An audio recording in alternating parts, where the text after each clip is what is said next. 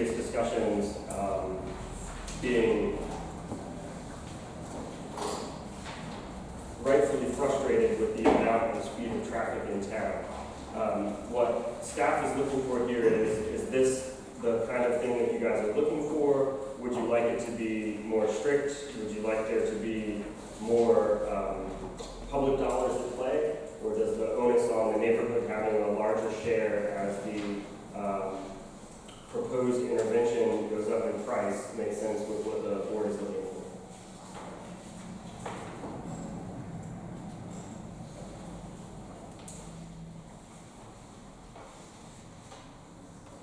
I've looked over it. I mean, it's pretty all-encompassing.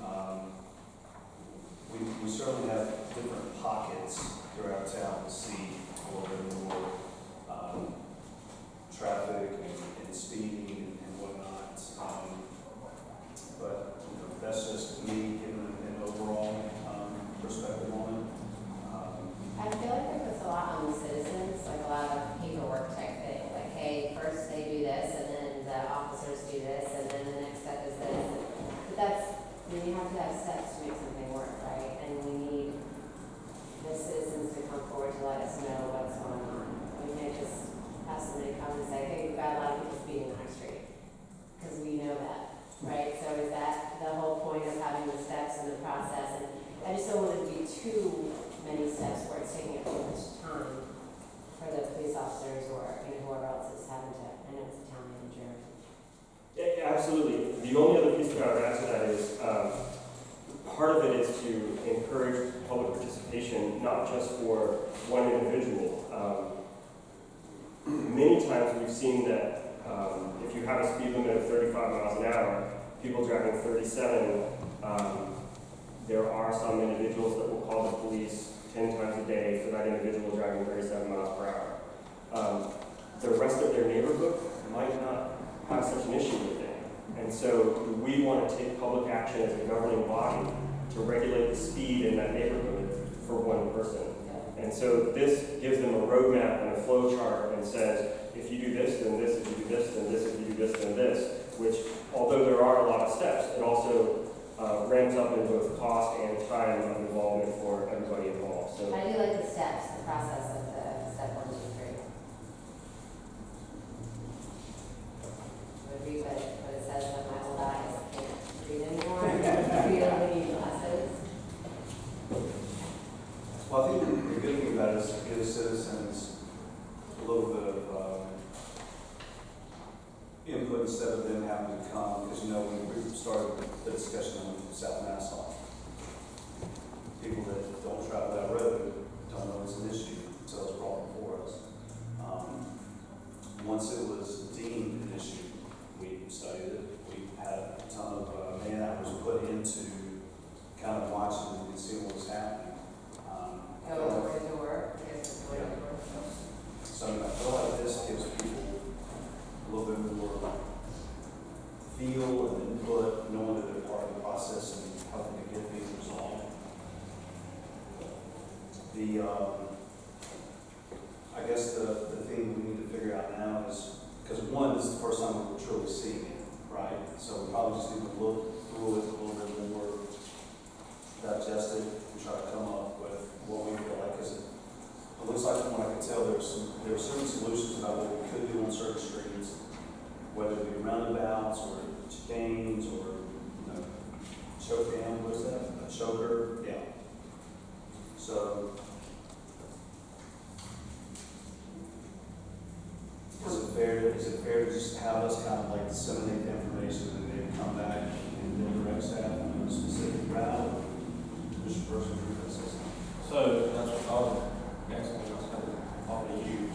So we would essentially all the chicanes, choker, parking, median, that would be once staff, police, cohorts get together, and then they would decide what the best route is, correct?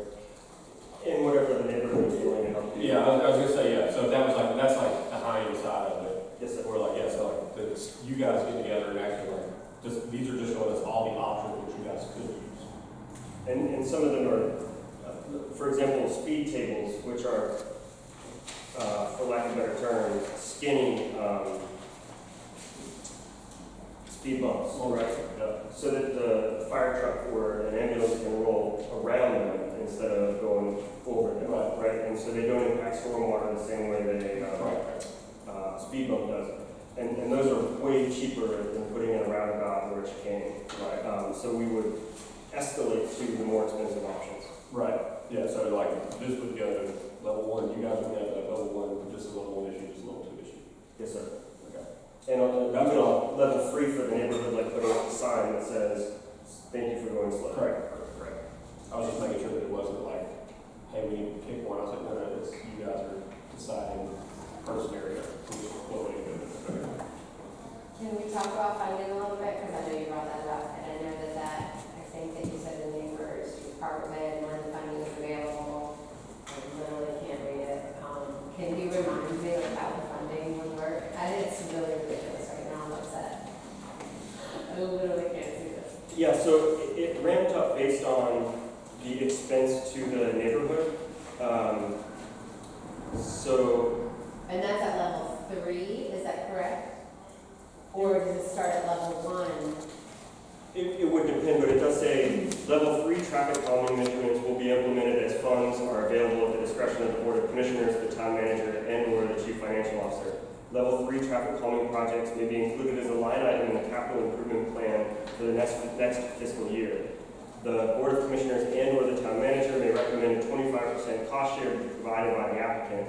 If the applicant is unable to raise the required funding amount, the project will not be constructed until funding becomes available. So that gives an option for the neighborhood to have skin in the game, because it's very easy to say, do something about this. And then if they say, sure, we'll pay for most of this, but you have to pay for some of it. Well, we're not that concerned about it, right? Right, and that you said is at the discretion of the board to Right. decide whether they need to pay the 25% or not. Right. So my recommendation would be to adopt a policy that guides for the whole town, and then have that guide the whole town. So I would say that for some of the less expensive ones, if we do end up going with some speed bumps in a couple locations, that sort of thing, then we should just go ahead and handle that as part of street maintenance, right? But if we're gonna say chicanes or a roundabout where you could potentially spend $250,000 on a single block of road, hey, y'all need to make sure that you really want this as the neighbors and do a cost participation.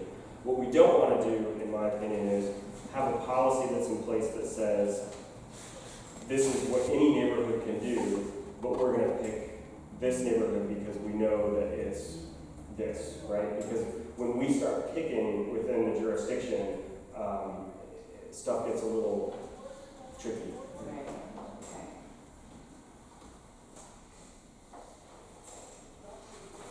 Right, okay. I don't know what neighborhoods would start out where we even think about that, besides down one by Muddy.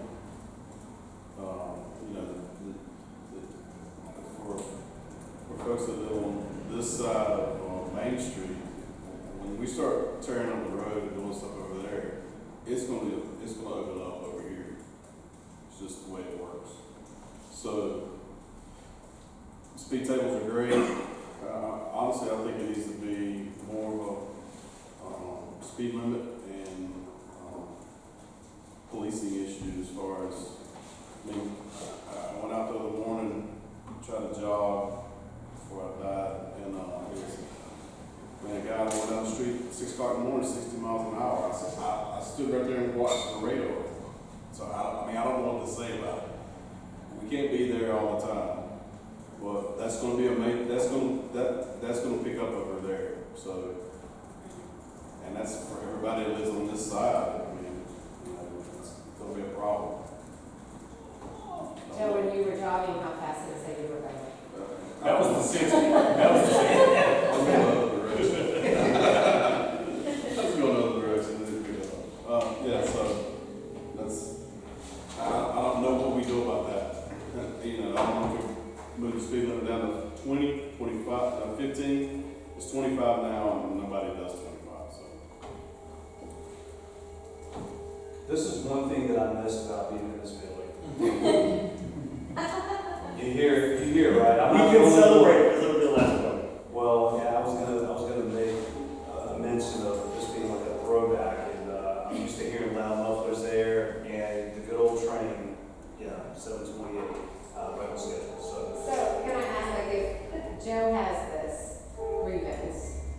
already know is in existence. And then we put this traffic calming policy in place. Do we bring this to the meeting and just say, hey, this is an issue, or now it becomes, hey, Joe, you need to get your neighbors together and have a neighbor meeting, write down the minutes, and do, that's fine, I'm just asking. Like, That's great, but, you know, we're talking about the neighborhoods paying a portion of that. I pay taxes for that already. I'm not paying for that again. That's the whole preference. That's where I'm kind of lost at as far as, I understand it's a great way to put a process together. But, you know, if it's a new neighborhood, we obviously know what we have to do. But if it's for existing people who live on a street that's maintained by the town, then, you know, that .655 that we're all paying, that needs to go to the kitty, right?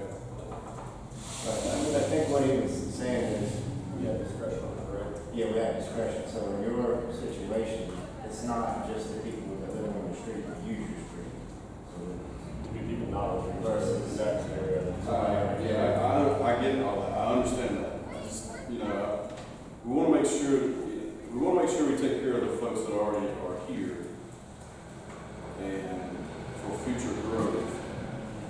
And it's a good thing. It's like getting all the data we got from for the speed that we tracked for a month or 2 months or whatever it was. You got to be able to take that data and use it so it doesn't happen not only just there, but it doesn't happen there. It doesn't happen over here behind. You know, people are going to start cutting through these streets, and you're going to start hearing people bark. I know that's what's going to happen. And it's going to happen for us. As long as these roads are 1 lane, 2 lanes, shut down, cut down, it's going to be a problem. And I don't know how we do it as a board because, you know, if you had to drive in it or if you had to live in it every day, then it's one thing. If you don't have to, and you only do it when you maybe cut through to go over to Cedar Creek or go over down Tarwell Road, it's different. But, you know, now the traffic, it starts at 2 o'clock. It never started at 2 o'clock before. Now the traffic's at 2 o'clock in the afternoon, all the way to like 6:30, 7 o'clock. And it's constant. Now, walking a dog, or people can't walk up and down the streets. It's not me. People are running into my yard, across the field, when people come down the road. I don't know what the answer is. I know what the answer is. I'll go to jail for what the answer is. Don't say it out loud. Don't say it. So one thing that we might want to do then is add another level between the 1 and the 2. That's like we'll do a 3 and then we got a 4, whatever. But that would be Something that's grandfathered in, so to speak. well, the speed cushion, right? This does cost some money and it does impact services. So, but the town could choose if these other pieces have been tried and it's not working, we could choose to do this and the town would eat the expense on these. The other ones really redesign the neighborhood, right? And so I think you really, and maybe the bench isn't 25%, that's policy, but I think you really want to have some. You don't want to change somebody's front yard without them knowing and asking for it. I think there just needs to be a prioritization as far as what needs to be done. You know, first, foremost, trying to look ahead at what we're trying to accomplish on this main thoroughfare that we've got. What's going to happen? Because it's going to be evident when we start shutting down lane. When you've got concrete moving, you're going to see where it's just like water. It's going to go to the lowest place. So you're going to see where everybody's going to filter through. And it's mainly going to be on this side of the road because you got direct access to 96 on the back. So And we can still do all of that. I mean, this is just a method for citizens to have a process for bringing their issues to us that we may not be aware of.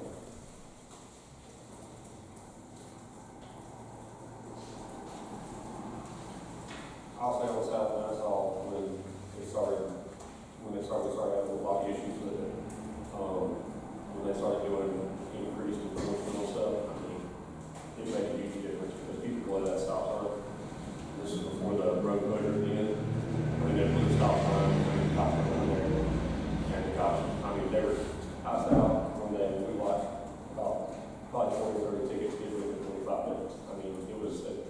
with cops sitting there and another cop pulling over another driver running a stop sign, with the cop sitting there with the lights on 30 feet in front of the stop sign.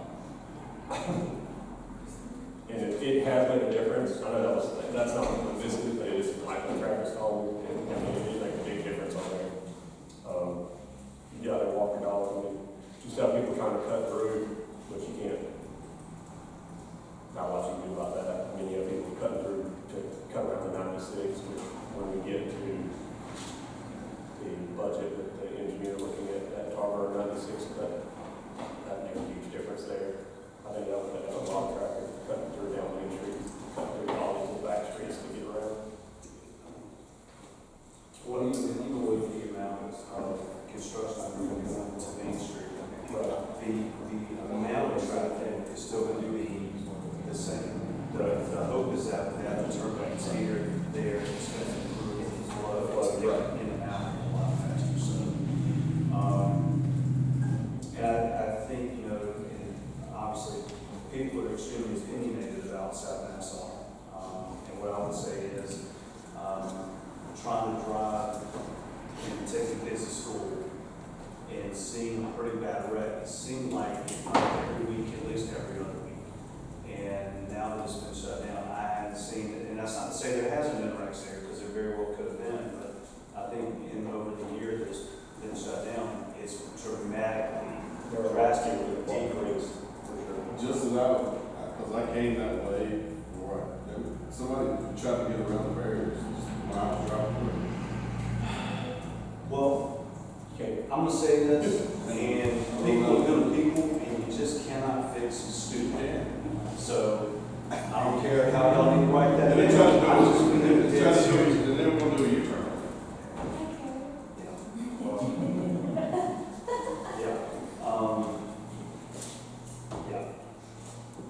And that's another point, right? And you've been vocal, and I can appreciate the angst that you've had in your neighborhood.